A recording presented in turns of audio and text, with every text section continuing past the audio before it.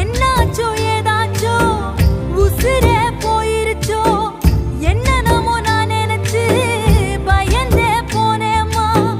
பார்த்து பல நாளாச்சோ என் நினப்பு வந்துருச்சோ ஏக்கத்துல சாஞ்சிட்டியோ என்னான்னு சொல்லம்மா. செல்லம்மா நீ என்ன அம்முன்னு கூப்பிட்டியே அம்மு குட்டி வந்திருக்கேன் பேசாம கிடக்குறியே. என்ன நீ ஆளாக்க எத்தனையோ கஷ்டப்பட்ட பெத்த கடன் தீந்ததுன்னா இப்படி நீ படுத்துக்கிட்ட.